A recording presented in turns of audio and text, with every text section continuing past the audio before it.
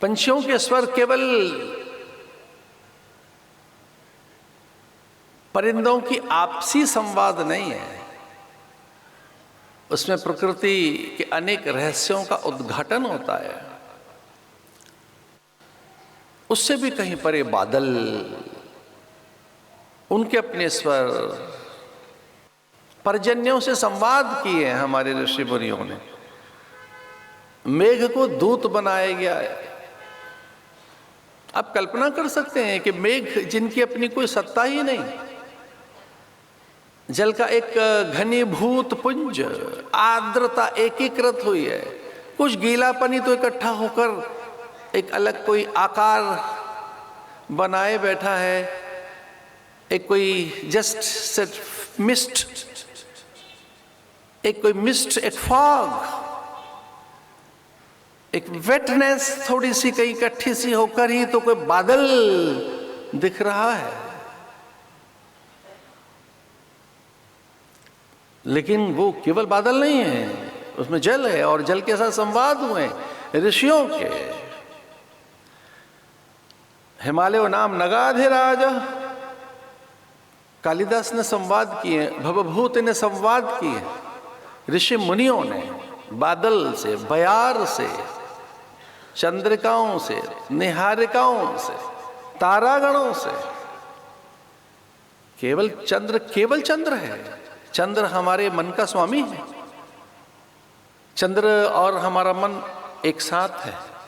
मन की सीधे संवेग जिससे जुड़े हैं वो चंद्र है। चंद्रमा मनसो जा, चंद्रमा मन का देवता है।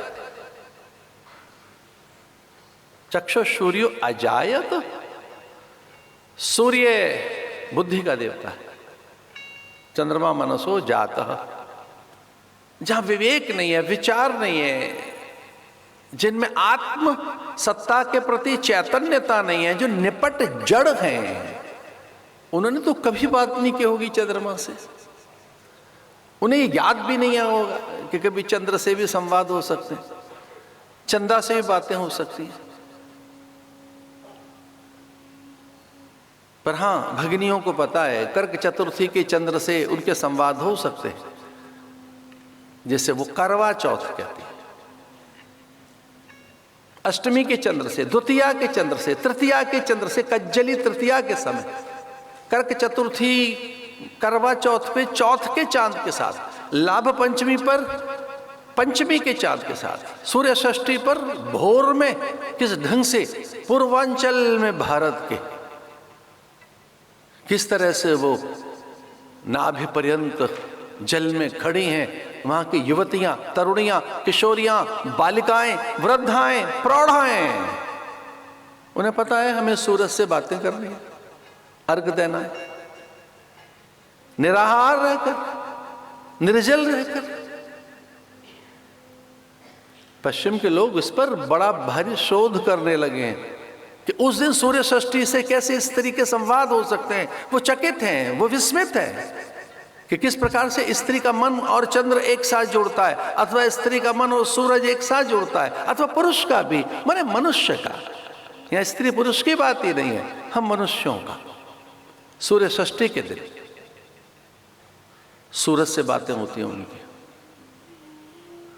मित्र सप्तमी, भानु सप्तमी के दिन, सप्तमी के दिन किस तरह से सूर्य से हमारे संवाद, हमारे संवेग कैसे परस्पर एकाकार हो सकता है। मनुष्य का मन, बुद्धि, उसका सकल अंतःकरण सूर्य के साथ भोर में प्रतिदिन अर्घ देते हुए, भास्कराय नमः, दिवाकराय नमः, दिनकराय नमः, रवये नमः, खगये नमः, पूषाय नमः,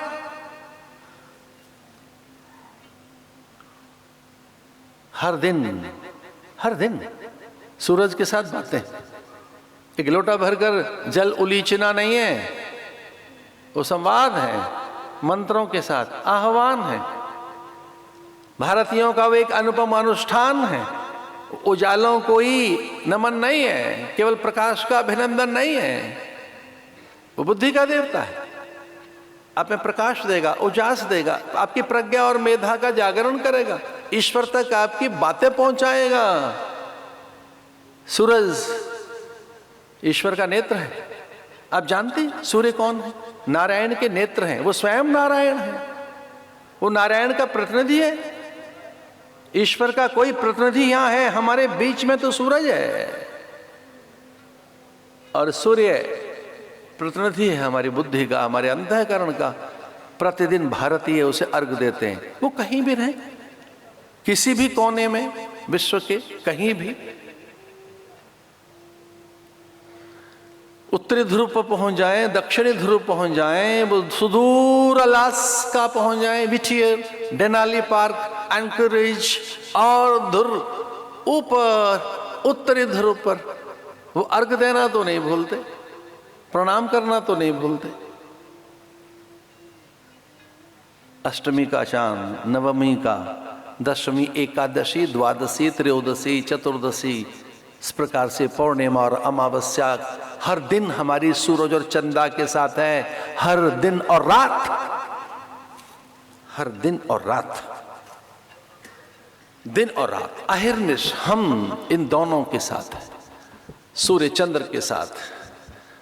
वैसे तो दिन 24 घंटे का होता है, कहीं नोट कर लेना, दिन पूरे 24 घंटे का होता है, उसमें एक रात भी आती है। दिन तो भोर के समय बदलता है, जब तक सूर्य का आगमन नहीं होता, जब तक सूरज की किरणें धरती को छू नहीं लेती, तब तक प्रातः काल नहीं होता। हाँ, उषा का आगमन पहले हो जाएगा, प्रत्युषा पहले आ सकती है। ब्रह्म मुहूर्त में पंछी जग जाएंगे, भले ही आप सोते रहें, आपका सूक्ष्म शरीर तो जग ही जाता है, आपका कारण शरीर भी, आपकी संपूर्ण चेतना में तो जागरण है ही। आप अलसाए पड़े रहें, अन्यथा तो ब्रह्म मुहूर्त में आप में तो जागरण हो गया है। आप भले ही पड़े रहें यूं ही कंबल लपेटे, लेकिन जागरण तो है ही। इतना अधिक महान है मनुष्य।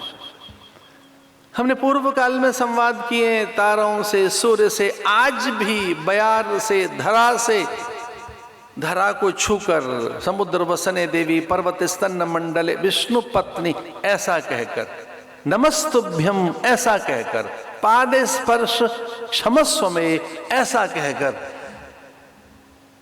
हम हर दिन धरती से क्षमा मांगने वाले प्राणी हैं कि धरा पर मेरा जो भ्रमण होगा, धरा पर जो मेरा भी कुछ ऐसा कार्य कलाप, क्रियाकलाप होगा, उसके लिए कितने बार हे माँ मैं तेरे वक्षस्थल को स्पर्श करूंगा अपने पैरों से, मैं धमकते हुए चलूंगा, दौड़ते हुए चलूंगा, मैं खनन करूंगा, उत्खनन करूंगा, बीज डालूंगा, खेत से मैं हल चलाऊंगा कोदाल लेकर, न जाने कितने बार धरती पर मेरे अनेक उद्यम होंगे, माफ कर देना, मुझे क्षमा कर देना। पाद स्पर्श क्षमस्व में ऐसा कहकर हम धरा से प्रतिदिन क्षमा मांगने वाले प्राणी हैं।